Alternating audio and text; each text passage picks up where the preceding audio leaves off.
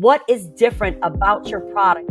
You got a story to tell. Something gonna connect to somebody else. How to actually run a business versus having a vision for a business. A lot of people come to me and they say they're scared to take that next leap. Visual design is always going to be driven by the vision. And I just was like, how do I do this? What am I adding that they don't have? Hey, brand builders, ready to take your brand to the next level? I'm Dana Ammons, and welcome to the Brand Blueprint.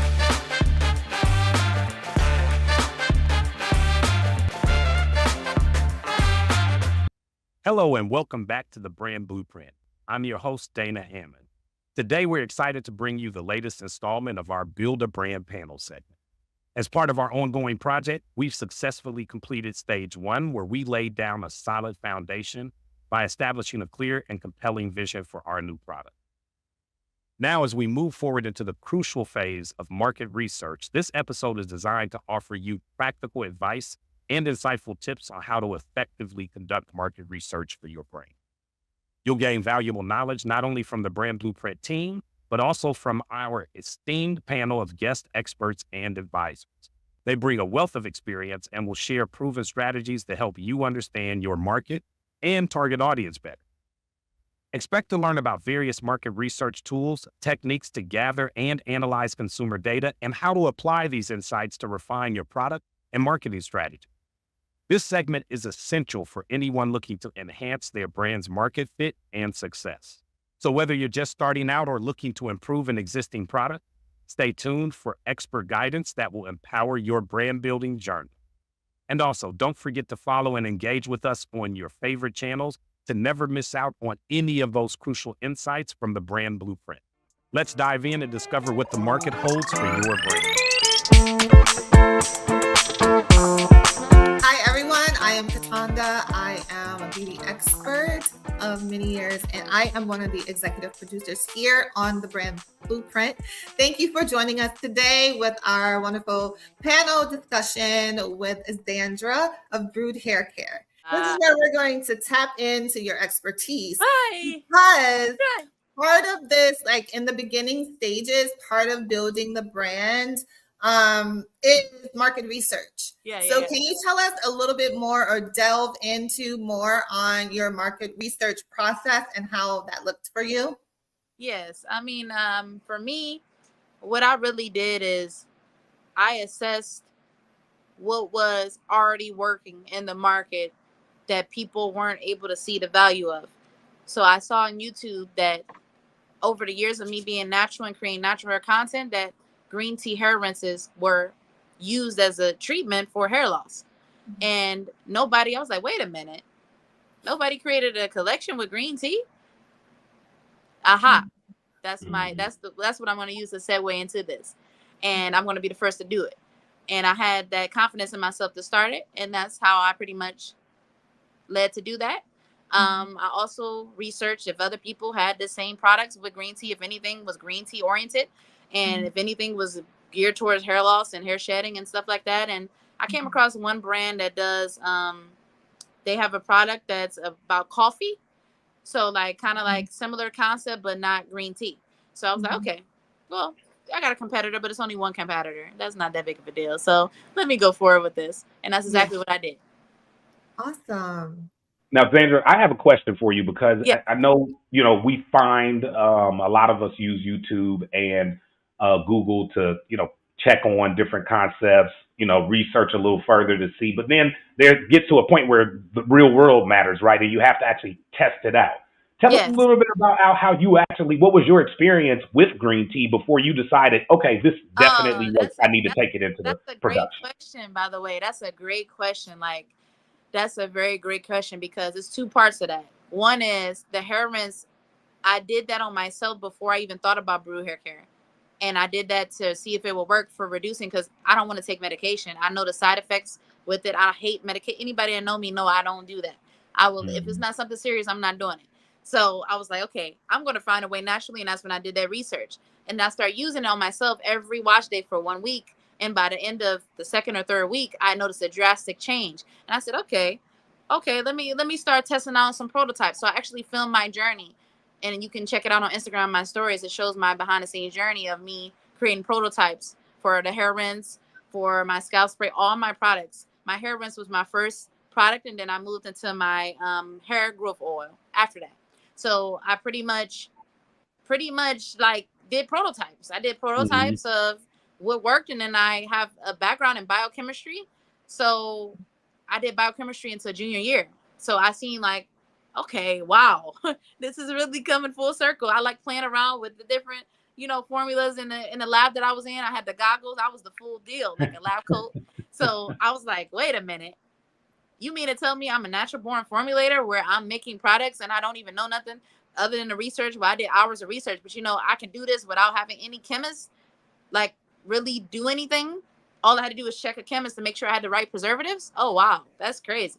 So I'm like, okay, we're going to create these prototypes and then we're going to send it out to people. So I actually sent it out to people to test my hair growth oil.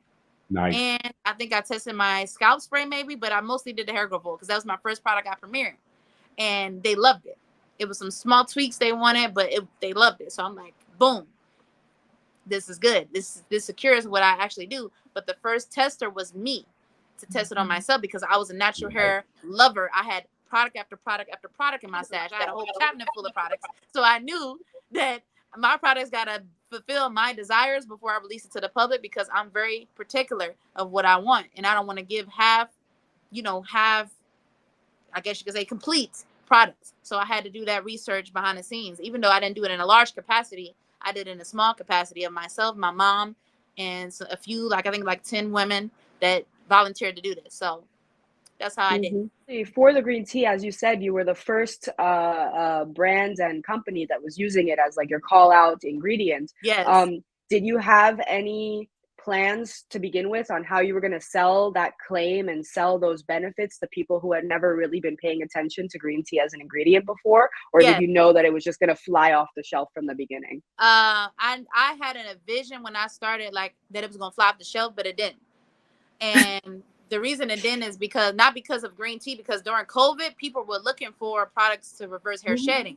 But due to my inexperience building, I guess you can say, selling skills of marketing it, of like having a budget of some bigger brands of what they have, I fell in the pool of people of like having website views, but I didn't fall in the pool of people to trust me enough to buy from me, because when people don't know you, they don't really buy from you, and you have to build that trust. So I figured that out very quickly because I invested so much money. I'm like, I'm spending $1,000 on label. I'm doing this. I'm doing that. I'm doing that. I'm going hard for my business. I'm putting thank you cards. I'm doing custom business cards. I'm going to vendor events.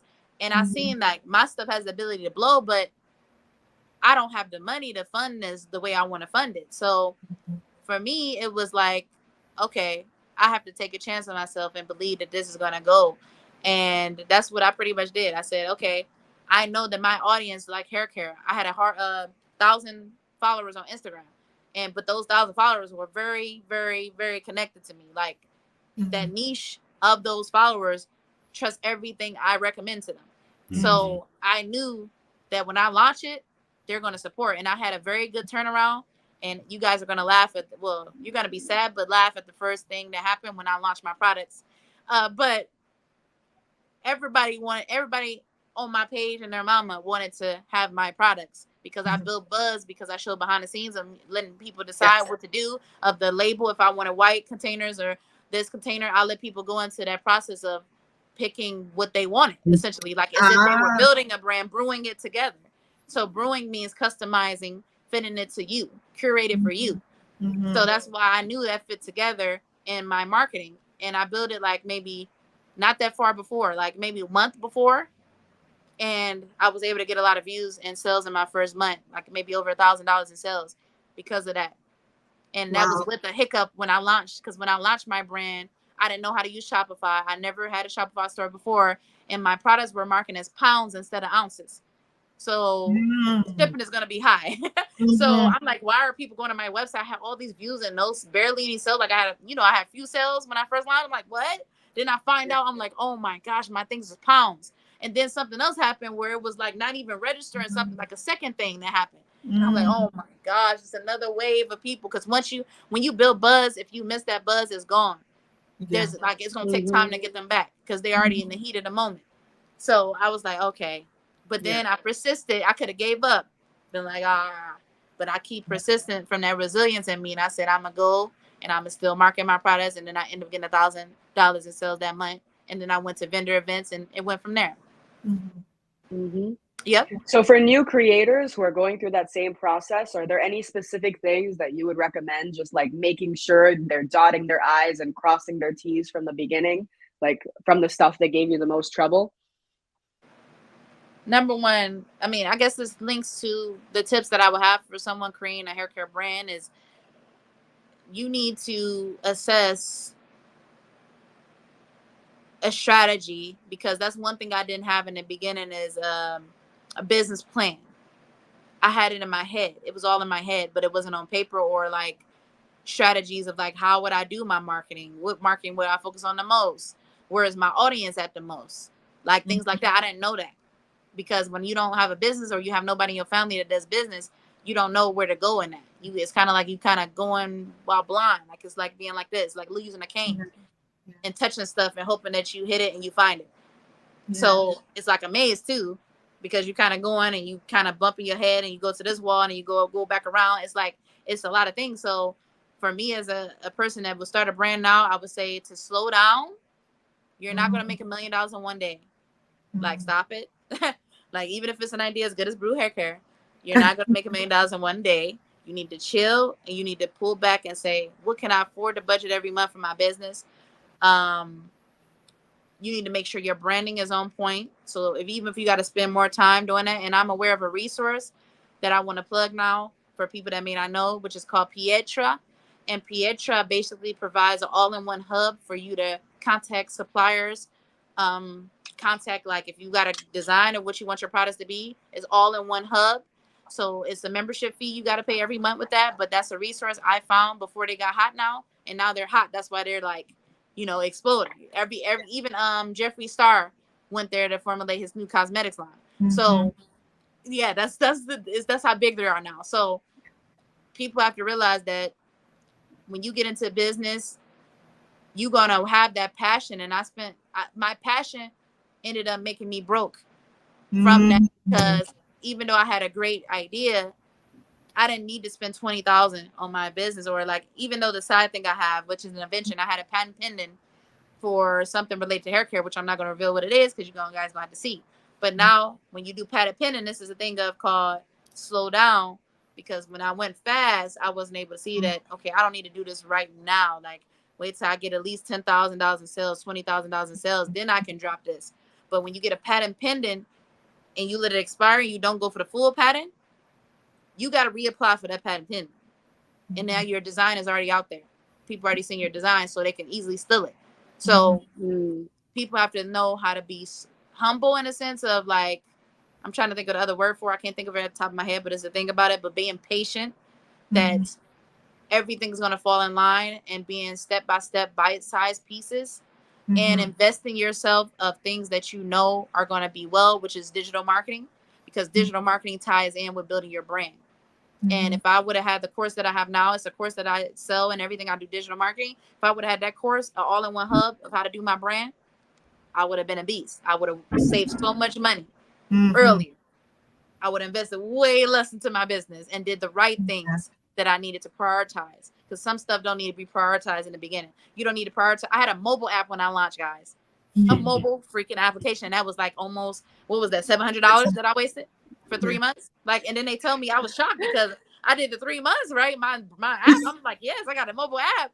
And then they emailed me like, you got to pay $700 extra. I said, what? So it's got to go. It's got to go. Like, you got to go.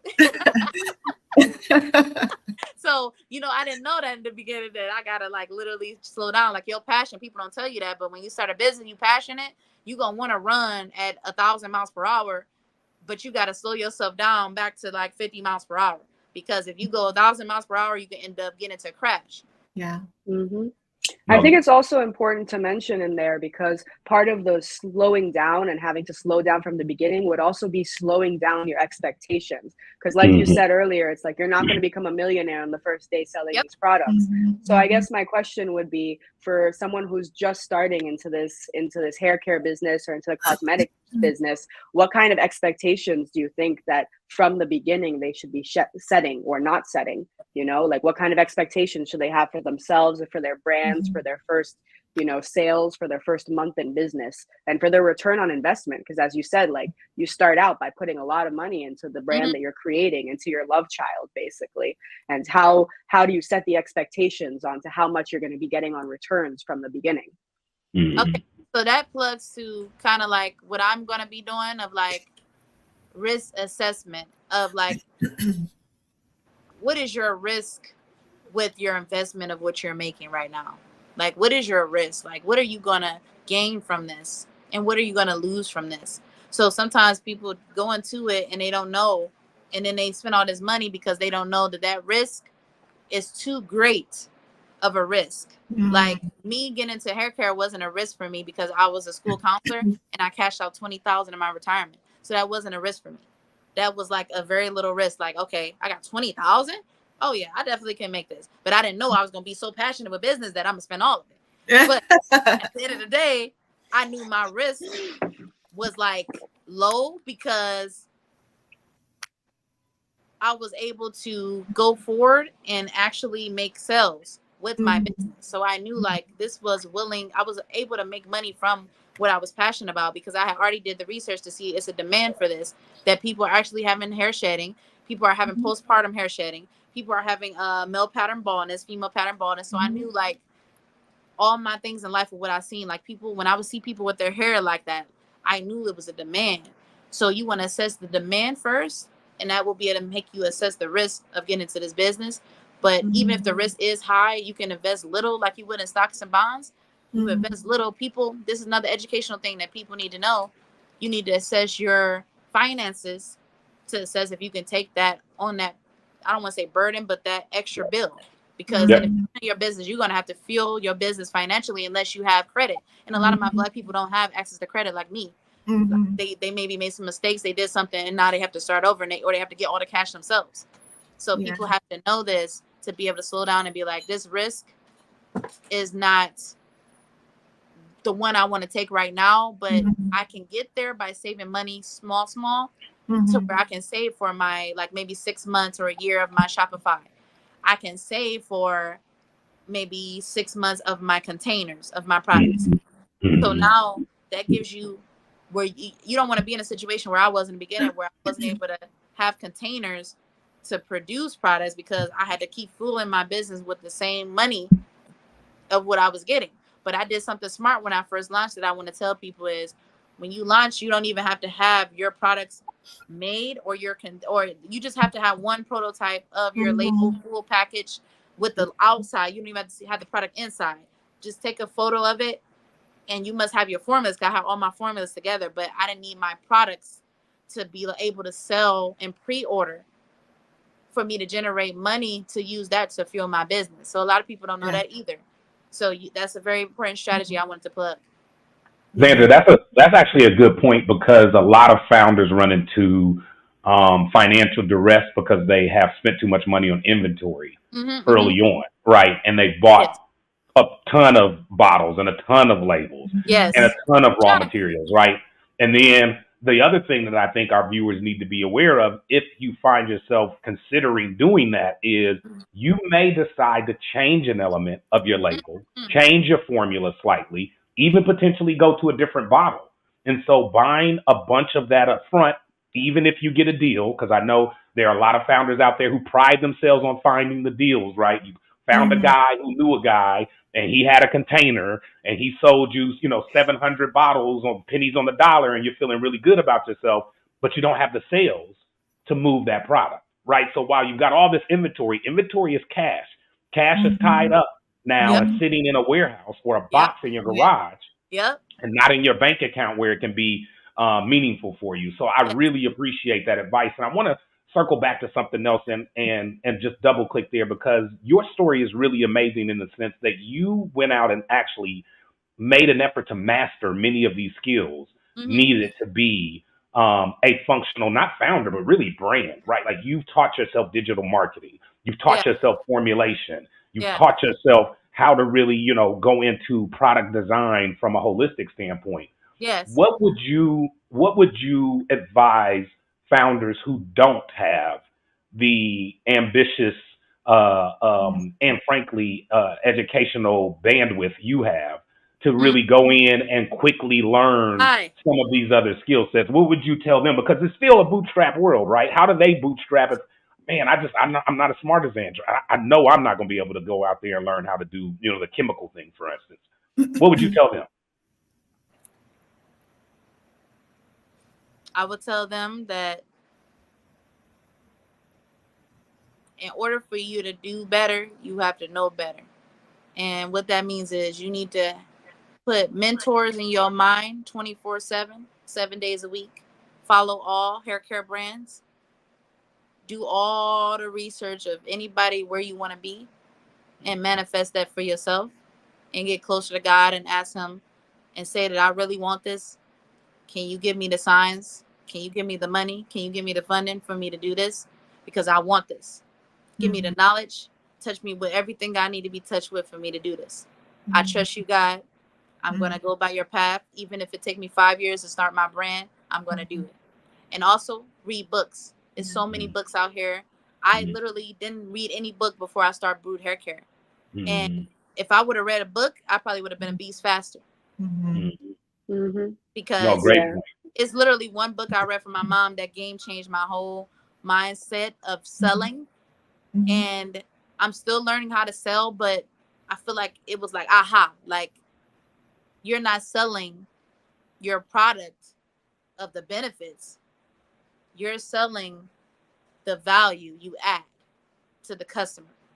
And when I seen that, I said, that's why I haven't gotten as many sales. I got some sales, but I haven't gotten as many as I should because I haven't focused on that value that I provide to their lives. Like the fact that you can go on your watch day, have a relaxing watch day with calming. Some of this is commercials you're going to see in the future. It's going to be hilarious. But, I'll plan on adding some comedy to my commercials and stuff. Kind of like how Apple will attempt to do at least. But they attempt to put comedy, but it's like a cheesy, corny comedy. I love Apple, by the way. But yeah, they put corny, cheesy stuff, but I want to put some silly elements. But, like the water dripping down on your scalp, you feel the cooling sensation. It hits you like some frost, like a commercial. I'll give y'all some pointers on creativity, but some frost come your way on the screen. You're like, oh, this is giving me a cooling feeling on my scalp. Oh yeah.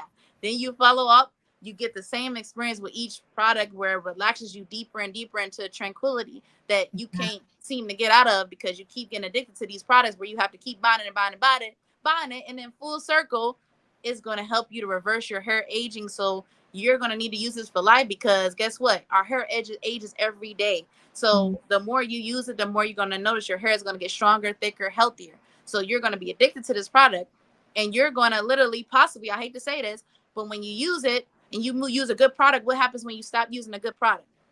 Your hair goes back to normal of where it was before. So guess what? I'm going to have a lifelong customer and you need to think about how you can make a lifelong customer. What's your value proposition that will make them for life come to you? Is it your customer service? Is it picking out your, you have these strengths that you want to have. And that's one thing I found from the book that my mom had. One book, they say you need to focus on your strengths when you start a business. What are your strengths? My strengths is customer service, creativity, being adaptable, things like that, right? So many benefits I have, but I was able to use that, and I use that as superb customer service for my customers. No matter when I fail in my business, I offer, like one time I was late for an order, I gave her like 2 extra products, full size. And my stuff is luxury price, but not high luxury, but it's luxury where most people, if they don't have the budget or they don't see the value, they're not going to buy it. Because they like, what? Who is this brand, Brewed Hair Care? I never heard of them before. Why am I going to invest $40 into this when I don't know what they are, So that's what I would advise is just assess your risk, assess your value proposition. And it's a great point you made. I think I want brand builders to know what that point really means for them in the sense that there are times in the economy that represent good times to launch new products. And then there's times in the economy that don't represent good times to launch products. And you called out one really, really key insight that startup founders need to understand, which is in times of recessionary economic status, there tends to be a harder or stronger movement of consumers relying on brands that they know and that are familiar to them. And when I was with P&G and Colgate and Pepsi, those companies rely on their brands to perform in down times. Why? Because in down times when money's tight, people don't want to take a risk on an unknown entity, right? Like you don't want to go out and spend $20 of your hard-earned money when you only have 40 total to spend in the store that day. You're not going to spend 20 on a cosmetic or a hair care product that you don't know. You're going to likely go drop that money on a brand that you're really familiar with. So it's something for founders to think about. If you are launching a brand in a space or a category that is currently experiencing an economic downturn or in the midst of an economic downturn, it is going to be harder for you to get consumers to trust that brand off the shelf. And I think it's such a great insight, Zandra. But ultimately, we want to really thank you, Zandra, for coming on the call today and just really breaking things down for us in a very transparent and very clear and understandable way. It's not often that people get a chance to hear a founder talk so passionately about their business and their personal aspirations. And so I really want to thank you from the team and from our audience for sharing with us today. Yes, no problem, no problem. I love it. I love it. I love it. So we are looking forward to continuing to follow your story as you continue to make things happen and trailblaze across multiple areas. I can't wait to see Brewed fit and Brewed kids and Brewed body. Like I am going to be one of your biggest customers.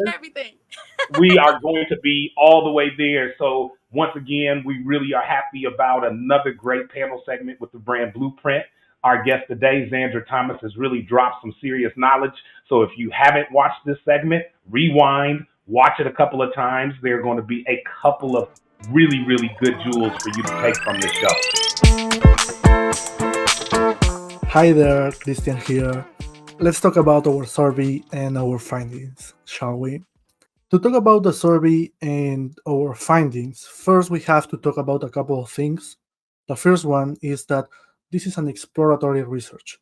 We haven't defined our market yet.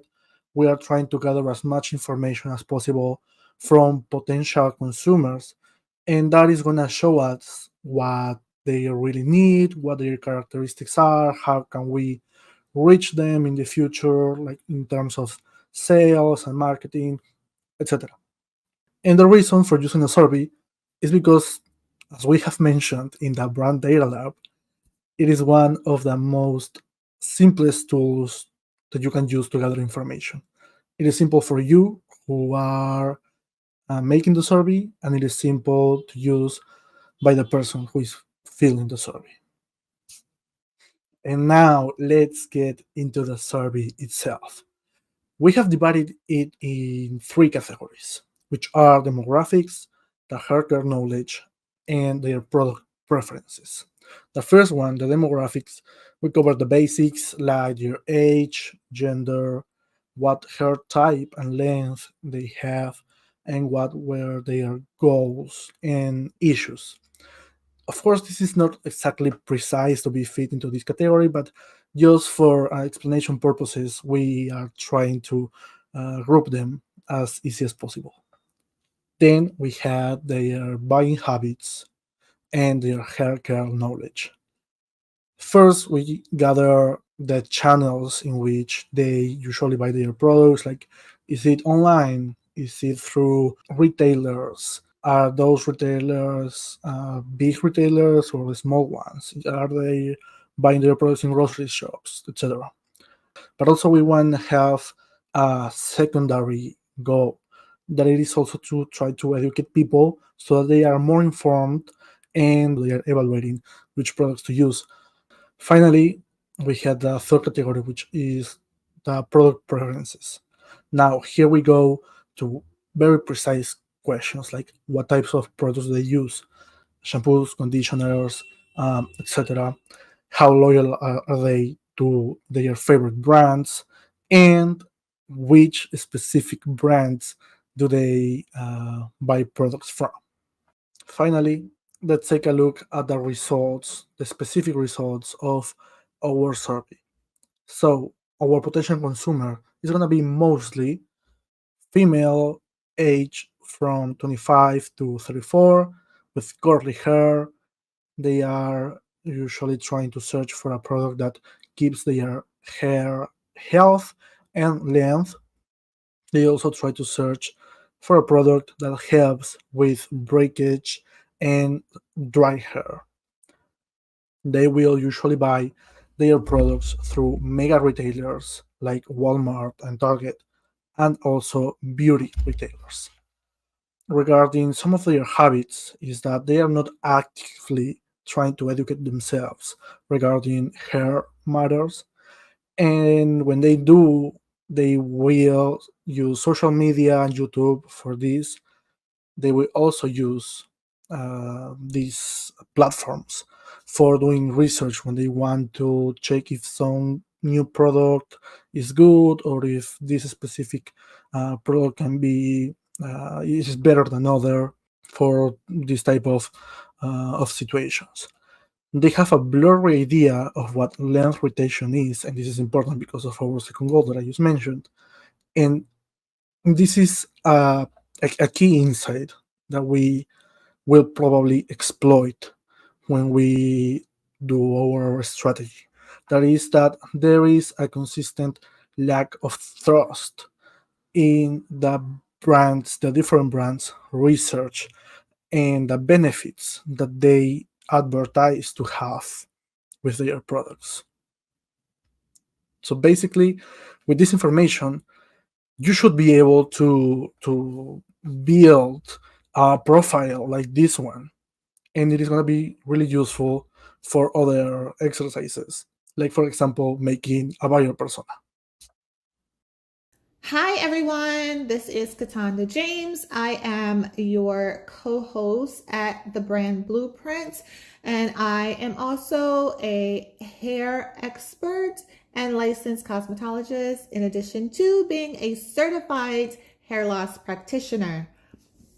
Now, we asked a series of questions to various consumers of different hair types and different curl types, and we wanted to get to know more about their hair concerns, but also we dug a little deeper to finding out how well versed they were in particular forms of product and terms.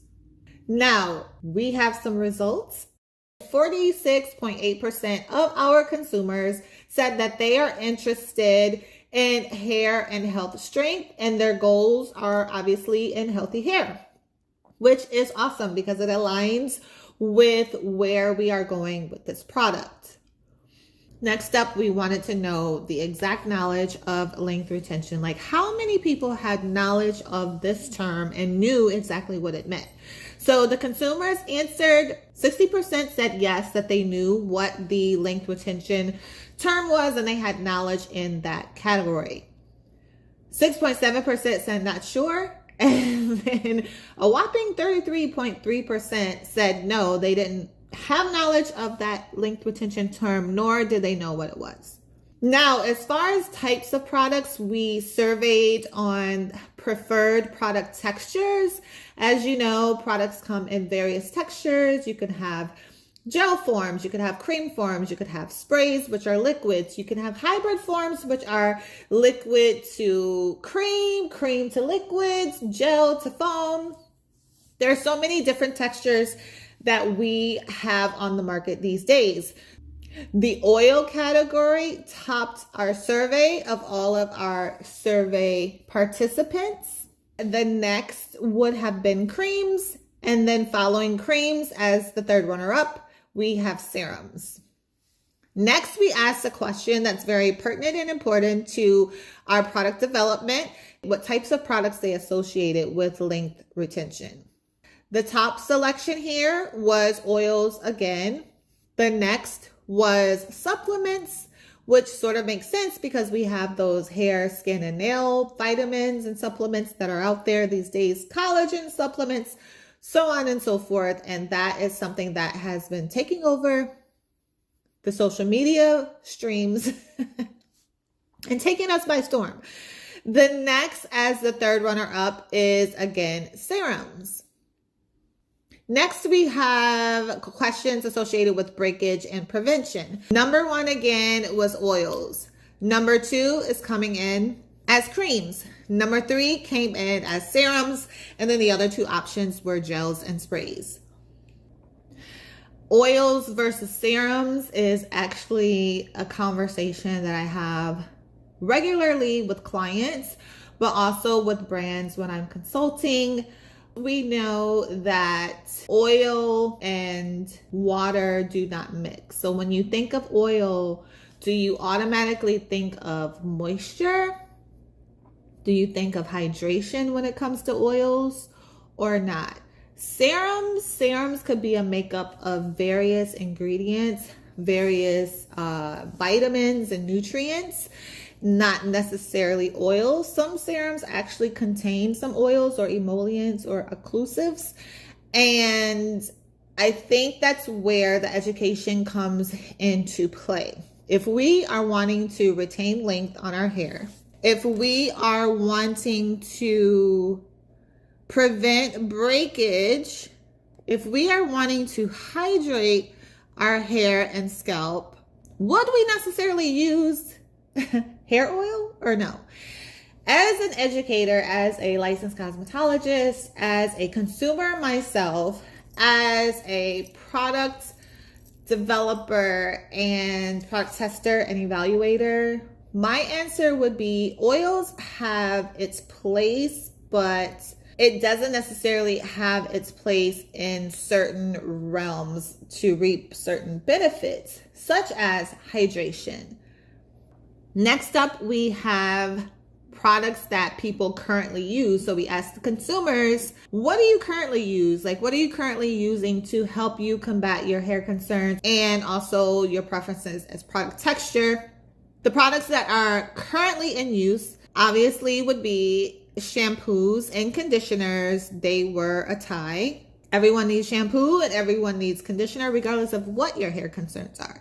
You need a clean, healthy scalp, and you need conditioner to help to maintain your styles. Oils came next again, and serums were once again in last place. In this case, it actually works out for us because that means there's a space in the market for a new product in that category. From this market research survey, we have concluded that we will develop a hair serum to address hair and health strength, to help in preventing breakage, which in return will then help us to retain length. So length retention being the focus here of this product. That is the key benefit of our product that we will be developing, which will come in a form as a serum. We will get into a little bit more about this based on ingredients, based on reasons why, according to formulation, based on the science behind hair products and beauty. And we will go a little bit deeper into that as we go through the additional capsules that we have forthcoming with founders, with CEOs, and executives working in beauty product development, particularly CPG.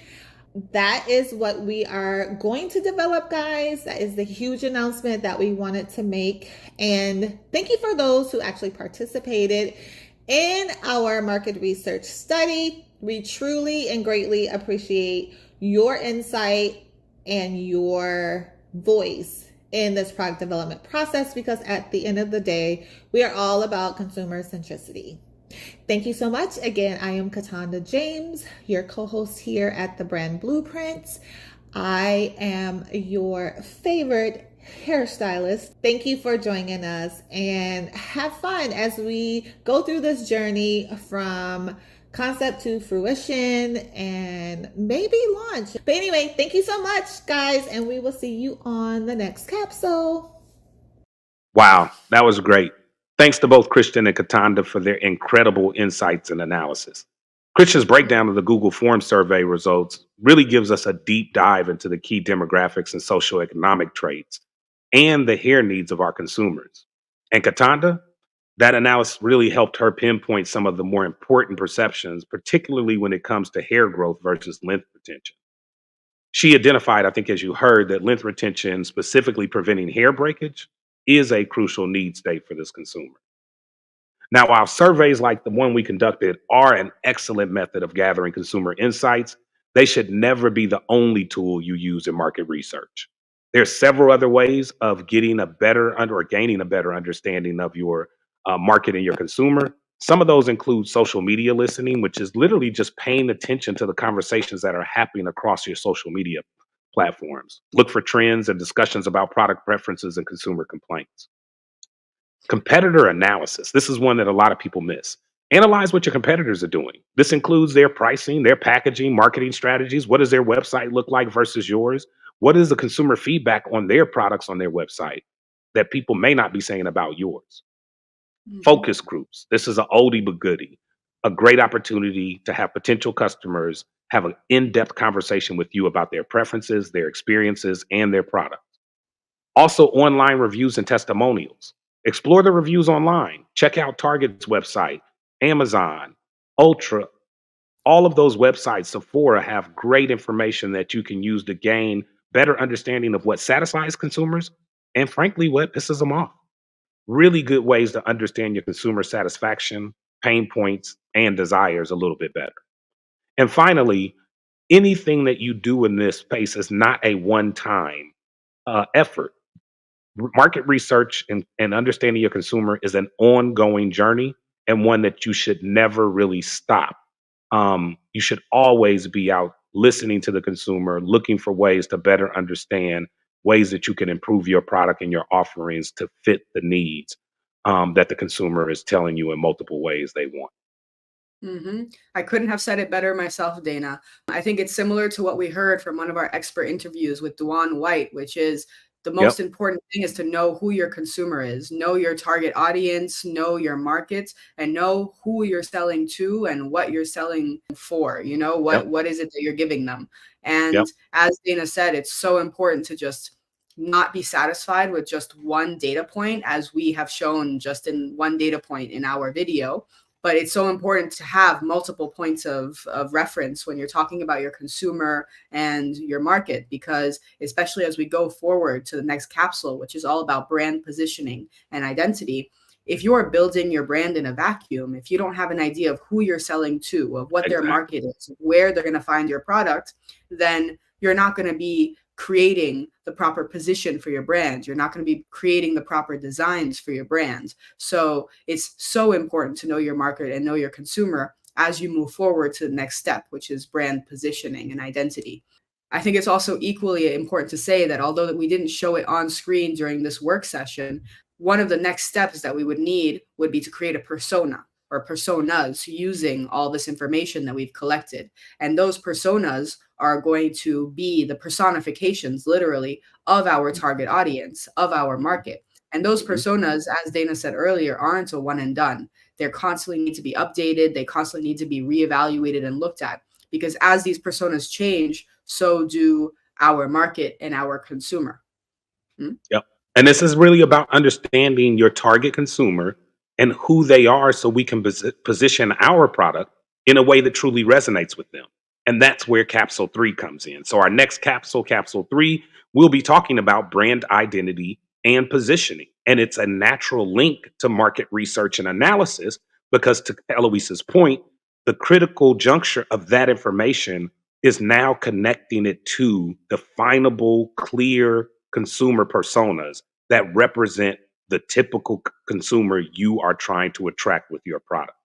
So in our next capsule, we'll be going deeper on different techniques and methods of establishing both your brand identity and then positioning that brand to your target consumer so they can really understand what the product offers to them. Then it resonates with them, and then they actually purchase the product.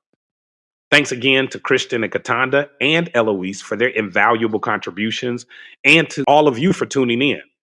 We're just getting started on this exciting journey to build a brand from the ground up. Thanks, and we look forward to you joining us very, very soon. See you next time.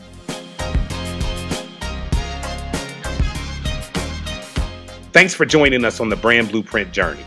Make sure to follow us on all of our social media platforms to stay updated. Watch the full episodes on our YouTube channel for an in-depth experience. Don't forget to subscribe to our website at thebrandblueprint.biz for exclusive content and materials. We're everywhere you need us to be.